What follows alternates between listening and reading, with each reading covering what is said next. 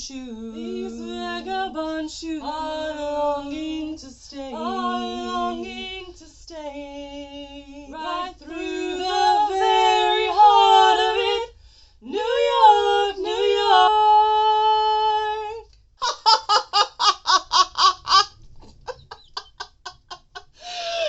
Oh my, today I'm going to be doing the I Love New York tag. This was created by Jim's Books, Reading and Stuff, and I was tagged by Flo from the Grape Jelly Library, so thanks for tagging me. I just went to the bathroom and I was like, I kind of want to put on makeup, so I did makeup. It's quite outrageous. I started with just doing the lips, and then I got out my other palette and did my eyes, and I have hooded eyes, so when they're closed, it looks really weird. But anyway, from a distance, I just look like a drag queen, maybe. Support the drag queens. And I was like, you know what? We're just gonna really go for it. I'm gonna put extra stuff in my hair. I got a bird in there. I got 2 butterflies, a flower, and put on velvet. But I'm still wearing boy shorts and gym shorts. Anyway, we're gonna do the tag. Question number 1, a favorite book set in or around New York. So honestly, I don't pay a lot of attention. So the one that I thought of first was What If It's Us by Adam Silvera and Becky Albertalli. I did enjoy this book. I haven't read it in a long time, and I still need to read the sequel. But it's about 2 guys in New York. One of them has just been through a bad breakup, so he's going to the post office to send his ex all of his things back, and he winds up kind of falling in love at first sight with this other guy that's at the post office.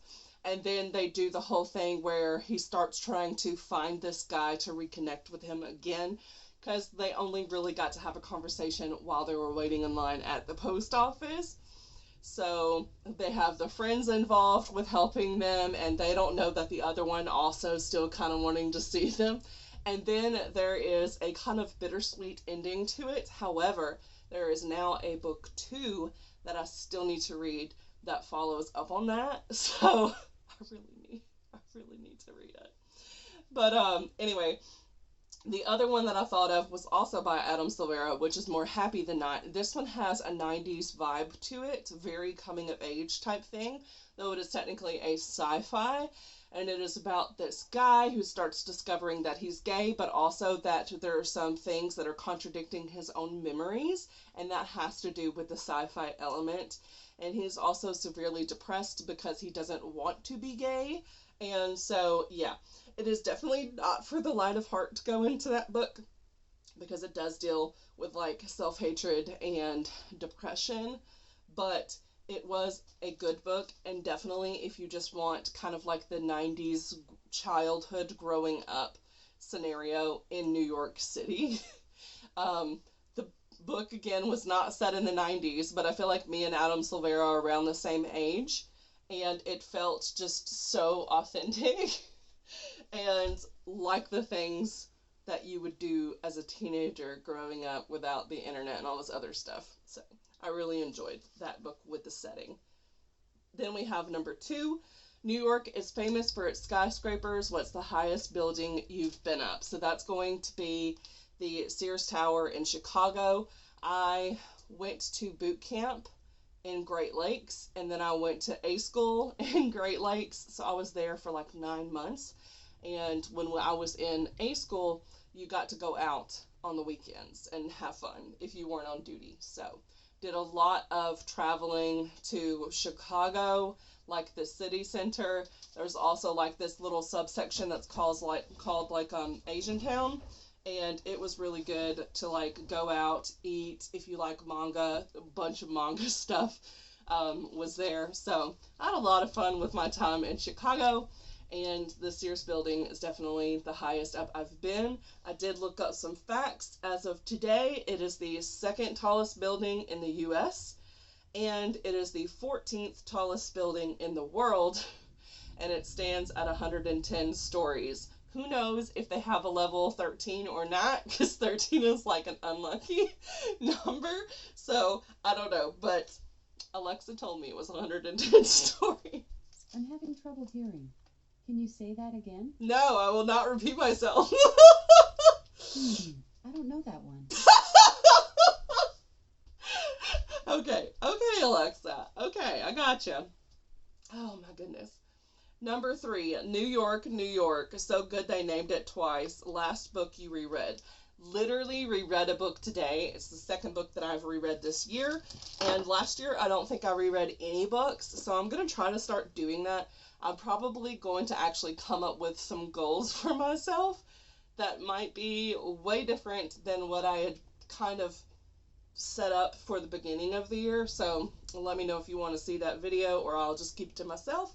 But the one that I reread was The Sisterhood of the Traveling Pants. I listened to the audiobook while playing Solitaire and Free Cell. But I listened to it at 3 speed because I already knew everything that was going to happen. This is one of the books where the details were very fresh in my mind, even though I read this when I was a high schooler in 9th grade. So we're talking half my life ago I read this book for the first time, and I still remembered all the details. I don't know what happened to my attention span. I guess I was reading a lot less then, so then the books that I did read were more meaningful, and I had borrowed this from a friend because I guess my high school had they called it like the Brown Bag Book Club, and she was part of that, and they had read it, and she really enjoyed it, so she recommended it to me, and she let me borrow some of the books because the library didn't have it. So that's what I learned how to not dog ear and take the dust jackets off, because she was definitely a reader girly and was like, don't read it with the dust jacket on. Don't dog ear, don't eat while you're reading this book. So yeah, thanks Amanda for letting me borrow. And then I eventually got my own copy, so I do own the whole series, and I think I'm going to reread it this week. Because I'm going to be traveling to North Carolina to go visit my sister, and also my brother is graduating from like a schooling that he had with the Army, so he's going to go up in rank to an E6, which means he is now going to be surpassing my rank when I got out, which was an E5, and also we're going to be going to an appointment for another ultrasound because my sister-in-law, she is about to pop with the 4th baby. So we literally have to go the day of the trip to go to North Carolina. We have to go see the doctor to make sure she's not too dilated and that it's safe for her to actually travel. So it's kind of an up and in the air week that's coming up, month that's coming up, and I'm also started kind of working at this Chinese restaurant, but as an on-call person, so I never know when I'm going to be working. So lots of things are just changing in May, hopefully for the best. But I decided I want to do excellent this month, so I am pre-filming as much as I possibly can. My content, try to get it a little more structured up in here, but also to alleviate that stress for most of the month so that I'm not actually doing anything YouTube-wise. I've already done it at the beginning of the month, and then I could focus on writing, because writing has definitely taken a backseat, and I only have a couple chapters left of my book, and it'll be done, so I'm ready to do that. But anyway, we're going to move on to the next question, and that is... Oh, I didn't even tell you what Sisterhood of the Traveling Pants is about. Such a bad booktuber over here. But anyway, if you haven't heard of this book, there are movie adaptations, but the movie adaptations don't cover everything that happens in here. They kind of mesh up all the books together, so lots of plot lines get left out or changed.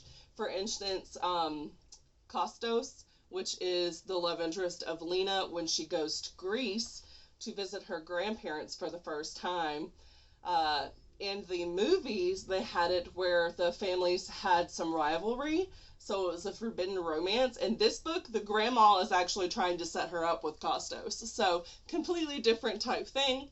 Then you have Bree, who is like this tall, sexy soccer player, and she winds up falling for one of her coaches, which is not great because she's 15, pretending to be 16. He's 19. There's already rules against them being together. Plus, there's the whole legal thing, and like This was taking place in Mexico, so there's some other things that they do, like going out and drinking at a club that you can't necessarily do in the U.S. But what Anne Bradshurst does is she shows teenagers how they are, and also you get to see the aftermath of that, and it does deal with like having your first time and all of the things that surround that and the different ways that you can feel about it before and afterward. So I appreciate that. You also have a young girl that Tibby meets early on, and I thought that it took way longer in the book for her to find out, but it was like the second chapter that we got from Tibby. She finds out that this girl that passed out in the grocery store that she's spending her summer working at is dying from cancer. And so you get to see that, and they start making a documentary around town with people that Tibby sees as boring, like not having a life.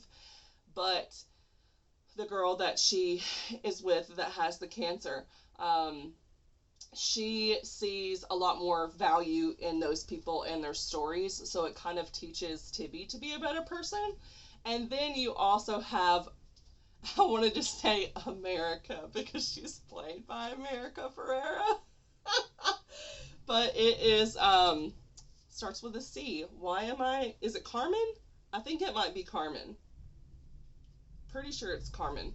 But anyway, Carmen goes to spend the summer with her dad. Her parents have been divorced for a long time, and so she thinks she's finally going to get a summer with just her and him, and they'll be able to bond and make up for lost time. But instead, she gets bombarded by the fact that he now all of a sudden has this new family, and he is on the cusp of getting married to the woman, which means he is going to be the stepdad to her two kids, which are also teenagers. So now she's stuck in the house with all of them and feels like she is completely out of place.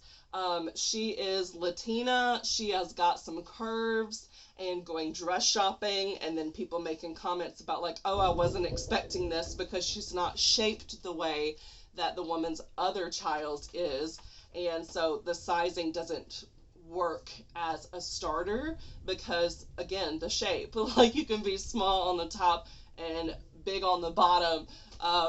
So she just feels extremely out of place, not only due to the situation of her dad now getting a new family, but the fact that the family is a different race, and she just feels even more out of place because she doesn't look like them. And so people have questions, and there is some anger that she has during this. So I just really enjoyed the Sisterhood of the Traveling Pants. I do think that it's good to read as a teenager. There were a few things in here where I was like, whew, that's a little outdated. But it was more of the girls' thoughts on themselves and their body image. And like the comment of like, I don't want the jeans to make me look too fat, that sort of thing. Like the self-critical body image narrative that I just do not agree with that was in this book. But it wasn't that the author was perpetuating that. It was more so like, this is how teen girls think. And so it was in here, but it was not like so heavy-handed that it just continued on and on and on and on and became very annoying. But that is there. Anyway, yeah, enjoy that. And then the next question we have is, American Psycho was a disturbing novel set in New York. What is the most disturbing book you've read? And this was the only one I didn't write down an answer for. I forgot. I will say that I totally scared my husband like the Psycho movie one time, and I learned my lesson. So I'm going to give you the story, because I've just kind of learned at this point, like, I have made so many friends with y'all, going to y'all's, like, live chat, stuff like that. Y'all like me as a person, so I feel like I can relax, and it's not all about books. I can give you stories as well, because that's what makes me unique, is bringing in my own life experiences, background, stories, that sort of thing. So I'm just going to start doing that more often so that I can create more of a bond with y'all, and it gives you something to like comment on in the comments too, so that we can have more discussion outside of just books. So I'm going to tell you the story of how I was basically American Psycho to my husband. So He was in the shower when I came home. I was in the military at this time. Oh no! Oh no! I was watching Princess's Reading Sprints. So we came back. Anyway, I'm still going to tell you the story. I just had to mute it. Otherwise, you'd be hearing both of us at the same time, and I would get really confused because, like, I have ADHD. I'd be trying to keep up with what's going on there. And so I just paused it, and I can double speed in a second when I'm done with the video. We're almost done. Anyway, so I was in the military, got off early. Doesn't happen very often. So I went home and heard that my husband was in the shower. So he was not expecting me to be home for like another hour or two. Our bathroom was where you had two doors on it, like a Jack and Jill. One door led out into the living room, the other one led into the bedroom. My husband is very shy, okay? Shy to the point that I have not seen him use the restroom. I've seen him shower, but I haven't seen him use the restroom the entire time that we've been together. And we've been married for like over 13 years now. So that level of shy, okay? So he locked the doors even though no one was there. So what do? Being the kind of person that likes to scare others, I get a thrill from it. I'm so bad. I always did this growing up, and I have so many different ways to scare people. And anyway, so this particular instance, I was like, okay, I'm going to strip off all of my clothes. I'm at my house. And so I strip all the way down, and then I use my thumb. Like, I barely have any nails, but I put my thumb in the outside of the locked door, and I twisted, which there unlocked it. So I slowly open the door, and then I stand there, and I yank back the curtain. Again, he does not know that I'm home. I yank back the curtain. My husband is a weirdo. Okay, I love him, but he's a weirdo. Most people, I would assume, when they are showering, here's the faucet, here's your head, you lean your head back, and you do all the soap or whatever so that it runs down and it doesn't run into your face. My husband is the opposite. So he does his hair, here's the faucet, and the soap just runs down his face in front of his eyes. That was the position that he was in, with soap going down his face. The moment that I ripped back the shower curtain. So he can't see. Can't see, doesn't know that I'm home. So what does he do? He goes into self-defense mode. So he's like punching like this, like, look at the shower. And I'm just laughing. Like, of course I can back up, but I'm just like, I am like stunned still, just laughing. And then I'm like, honey, it's me. And it still takes him like 10 seconds. It's like if you wake someone up and you scare them, it takes them like 10 to 30 seconds to figure out what's going on because like they were in sleep mode and you just like jarred them. So yeah, I was like, it's me. So then he stopped and he was like, don't ever do that again. And I'm like, yeah, I think I would have a heart attack as well. So I've not scared him in the shower again. I have scared him coming outside of doors. So like if he's been in the bathroom, I might walk past, go to the kitchen, get something, and then I'll go, like here's the door or whatever. I'll go to the door, I'll step away like a foot, and then I'll be like right back against it, and I'll just pose my hands like this, and then I wait. You don't jump before the door's fully open. You don't do that. That's not how you scare someone, okay? So then he would open the door, and it's not until he steps out of the door that he just sees me in the peripheral vision, and that's what makes people jump. It's not the boo. It is the catching something that's not supposed to be there in the peripheral vision, and the mind reacts before it can actually notice, oh, this is not a threat, because it wasn't supposed to be there. So the first instinct is threat. And, so he had a delayed reaction, so he like steps, and then then I go boo, and then he jumps. Like after he already saw me, then he jumps. Oh my goodness. And I used to do that to my mom and my sister. Never did it to my dad. he could beat me up. Oh my goodness. So yeah, I do that. And I used to get my mama with the dishes all the time. We had like a little island in the kitchen. So I would be in the living room and it was connected to the dining room. So I would go around the couch. I would crawl into the dining room and then I would go behind the island and then I would crawl behind her. Again, peripheral vision. I knew that she had to turn slightly to go from the sudsy side where you're washing the dish to the side where you rinse the dish. So I knew that she couldn't see me when she was right here washing the dishes, but when she would turn, she would see me. So here she was, and I would be crouched right here. And then when she would turn, the peripheral vision would spot me, and then I go, boom, and she'd drop the dish in the water. I am so bad. I'm so bad. I will tell you, though, that karma exists. Because there was this guy that I worked with, and he had certain quirks that he would do all the time. So he had a certain saying that he would say all the time, and just certain mannerisms that he had all the time, all that sort of thing. And so his thing was to scare me. So he would come right up behind me, and then he would just be like, hey! Like really loud, and the loud sound would make me jump up like an inch. So he's always trying to make me jump. So he would get me like 2 or 3 times a day until I'd been there maybe 6 months, and then I didn't react anymore because I expected it. I was like, I know what's coming. But yeah, so that is my story for that. You know what? I did think of the creepiest book, and that is going to be, that is going to be, so when I'm editing, I don't have to listen to all that. I just wait for my waving hands, and then I'm like, oh, this is where I need to insert the picture. Winter Song. Winter Song. This is a, like, King of the Goblins type thing. So if you like the movie Labyrinth from the 80s, creepy, creepy, creepy. Do I recommend the second book in the series? No, it didn't give me the romance that I got in the first book. So this is the creepiest freaking book I've ever read. And it had romance, and I was here for it. But just read the first book, and then take away the ending and imagine what you want. That's what I would say for it, but it's so creepy. So creepy, and I loved it. Yeah, Goblin King, the goblins, they, like, eat rotting food, but if you're a human in their realm, you don't know that you're eating rotten food if they give it to you. And you can, like, sign away your freedom by taking something for them and not paying, and, like, she gets called in there to, like, become the wife of this Goblin King, but she wants to free her sister, so the only way to do that is to find the way out of the underground labyrinth, and then she's also got to, like, marry him. So lots of, like, the Stockholm issue and, like, creepy Goblin King, but I didn't care. It worked for me in that particular instance. So you want something super creepy and atmospheric, go with Winter Song. Then we have number 5. Where were you when you heard of 9/11? Okay, I am about to be starting sweating in here in this velvet, so I'm going to turn on this fan to cool me down. Yes, so 9/11, I was in 5th grade, so I was like 11 years old, something like that. Yeah, 9/11.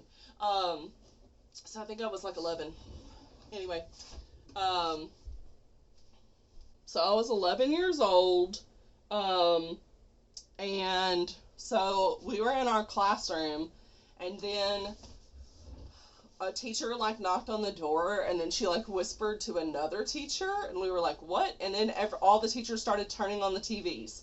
So then they would have you started combining classes. So, like, my class went and sat with another class, and we were all watching the events. So everything was, like, broadcast on the news live. And so if you were someone who knew someone that was there in New York, and it was traumatizing for you, and you did not want to watch the news reporting because it was live, you could go into a different classroom. And so there were some teachers that did that and had those students, but most of the teachers, like everyone else in the nation, was like, what the heck is going on? So everything stops. Time stands still, and you watch the show. Now, as an 11-year-old, we kind of saw it as, like, watching a movie. Very detached from the events. You just think of, oh, a plane hit a building. You don't think of the individual lives that are in there. And even though you're seeing, you're not conceptualizing things the way that an adult does. So I had one kid in my class. He had an uncle that was there, and then there was a teacher that had someone that was in New York. But that was about as close as it got. As far as people being connected to people that were, like, affected by it up close and personal. And so it wasn't until I was 12, the anniversary of 9/11, when I was old enough to kind of grasp what actually happened. So I knew the facts of it. I saw the footage. I watched as the second plane hit the tower. Like, I saw all of that. Knew about people jumping from the building. All of that stuff. But the terror of it did not comprehend, and the gravity of it did not comprehend until a year later, and that was when they were doing, like, remembrance, talking about it a lot on the radio station. So now you're not even really getting a lot of Facebook posts. There might be people, like, thanking veterans and stuff. So I know a lot of times on 9/11, my post will be full of like pictures of me in my uniform. Like my mom will post it, and she'll post my brother because he's in the military. So you'll see some of that, like people thanking their loved ones that served after 9/11. But yeah, so the broadcast that was on the radio, I remember I was in a Walmart parking lot in Springfield, Tennessee, and my mom had went in, was grocery shopping. I was out in the car, maybe with my sister. I can't remember if it was me and her that were in the car. I don't know. I was in the car. And so then they started playing the 911 calls. And so that made it where it became a like a significant event, where it made sense to me. There is a quote by a horrible man, but who had a wonderful quote that makes a lot of sense. And it was like Joseph Stalin, and I think the quote was, the death of like a million is a number, but the death of one is a tragedy. So not a good guy, but a quote that makes sense. And so that's how it felt to me when it happened. It was like, oh, these thousands of people have died. That's bad, but you know that, but you don't emotionally feel it. But then when you started hearing the stories about the individuals who died, then it became real, and it was like, oh my gosh, like then you can kind of insert yourself into that situation and be like, what would I be doing in my last moments?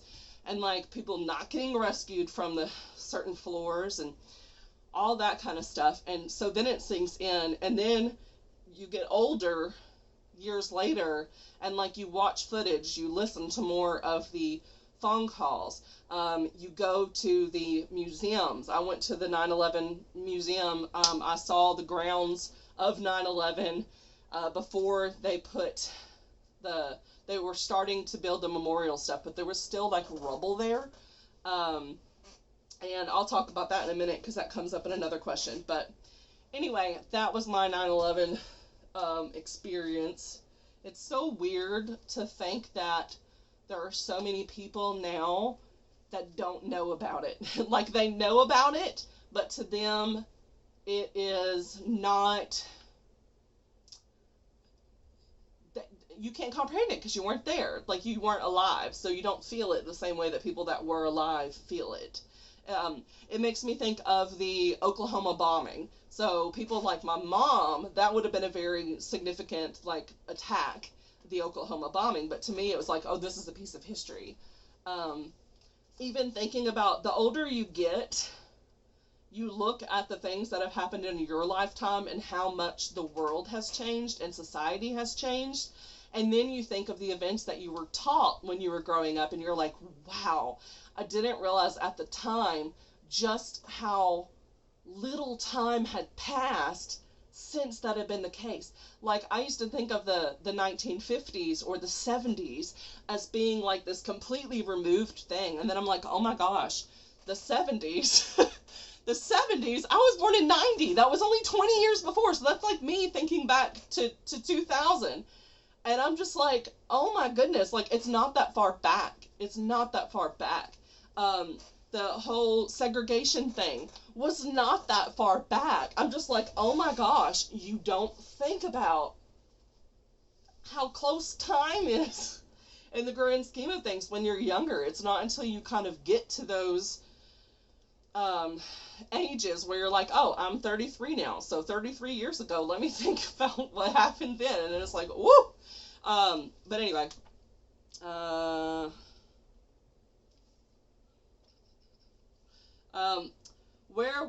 yeah, okay, that was the same question.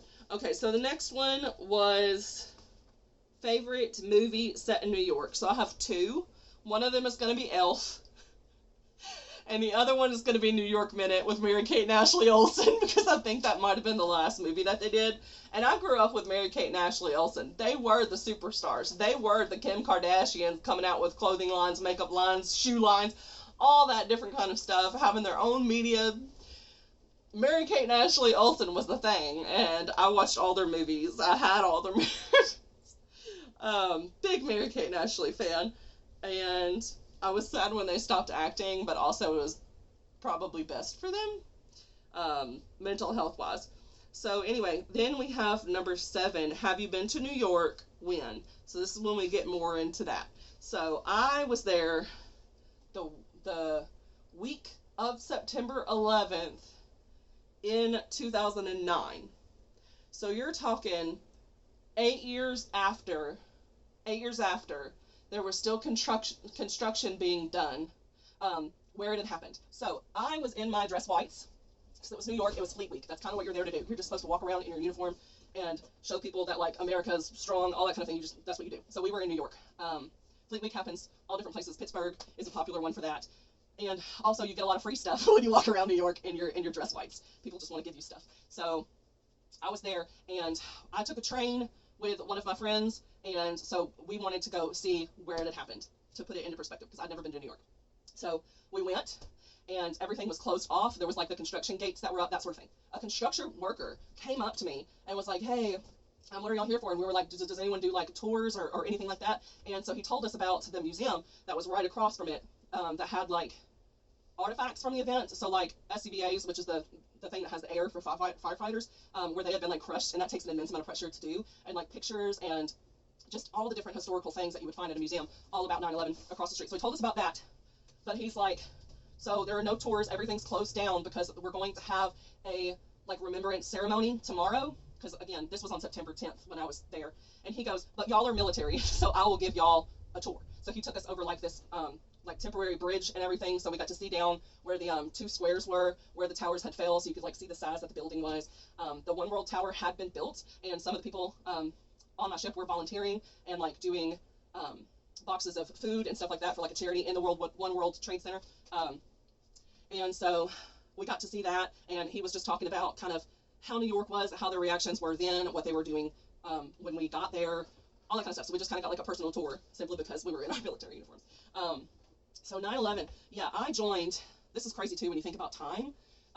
So I joined the military in 2008 was when I went in, 2008. So 3 days after my 18th birthday, I enlisted, signed over my life. You literally sign a piece of paper that says your government property, like, yeah. But anyway, and it's just crazy that was only like 7 years later when I went into the military, and it was as soon as I could have went in after that fact. When we were at boot camp, there was a moment where we were like halfway through training.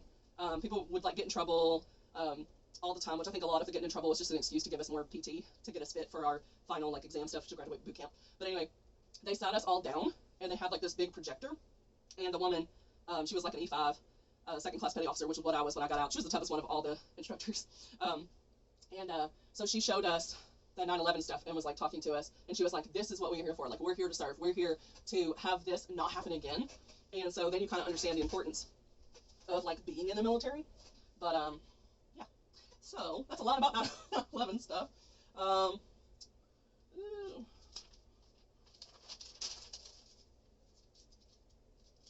necklace got caught. On a lighter note, favorite painter from New York / favorite painting. So I don't know any painters from New York.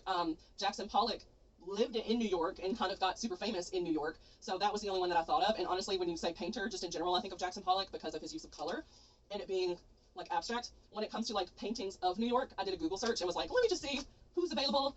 Another painter that was not from New York. Both of his parents were born there and he lived there most of his life. But his name was Paul Kenton. I really like how he painted New York. He uses like, so Jackson Pollock is all about like the wild, super abstract, just a bunch of colors thrown at the canvas type deal. This guy is more of it's almost like, it's not cartoonish or anything, but it's like, it's abstract, but it's realistic abstract. You know what you're looking at. It's almost as if looking through a window when it's pouring down rain. That's kind of how the picture comes about, but like super saturated. So yeah, I liked that. Number 9, favorite song about New York. So y'all saw my little song and poorly done dance of New York, New York by Frank Sinatra at the intro of this video. So I thought for this one I would use a different song, and I went with Welcome to New York by Taylor Swift. Here you go. Everybody here was someone before, and you can want who you want. Yeah, girls and girls and boys, welcome to New York. It's been waiting for you. Welcome to New York. Welcome to New York. There's a new soundtrack. I can dance to this beat forevermore.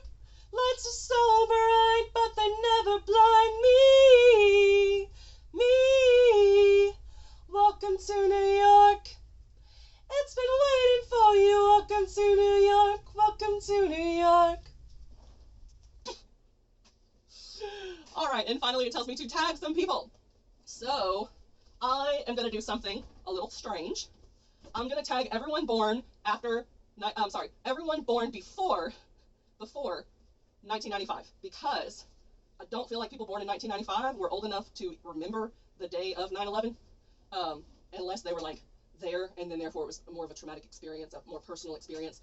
So if you were born before 1995, and in particular if you were living in the U.S. at that time, I would love to hear your answers to this tag. So thanks again for tagging me, Flo. I have a lot of fun with it. I mean, it's not necessarily fun to talk about the U.S.'s like greatest tragedy, but I think it's important that we do it because I see it being forgotten more and more each year that goes by, especially now there's so much more like national tragedies that are put in front of us.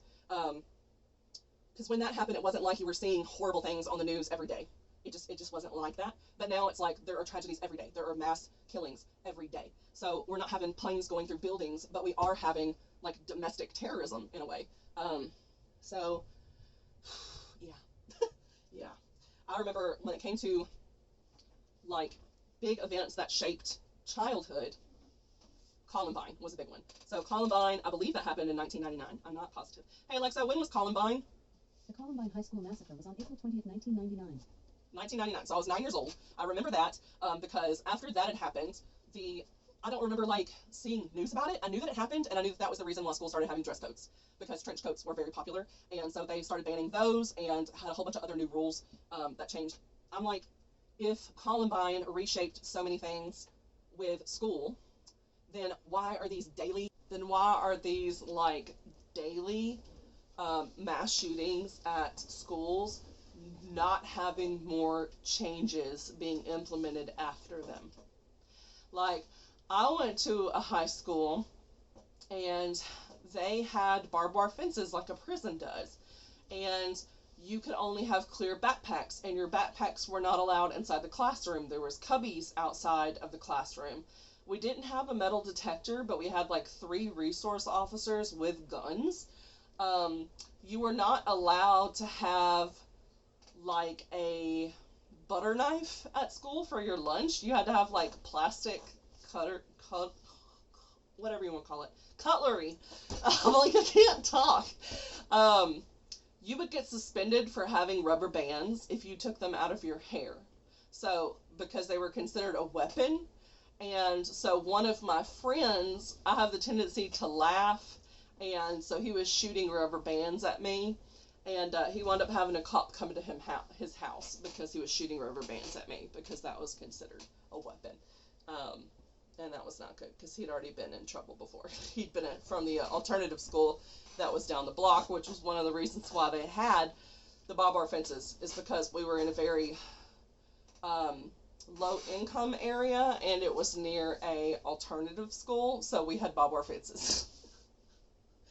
But yeah, I'm like, those sort of things can be implemented in high schools, and at this point, heck, elementary schools, because that's already happened a couple of times. I feel like they need to have metal detectors, and all the doors need to be locked. No one needs to be going in and out, and then people can't get in there. Don't have glass doors that people can shoot through. Build schools like prison, I guess, and then maybe we'll be a little bit safer, unless you got corrupt guards. But anyway, enough said. This has been a very long video, so much so that it literally like cut me off and I had to start another video. So I don't think I'm going to be able to record multiple videos today because my phone does not have the room. But I need to be cooking dinner, and I was going to paint my nails, but I'll see you all in the next one. Thanks for watching. Don't forget to like, subscribe, comment, share with friends. Bye!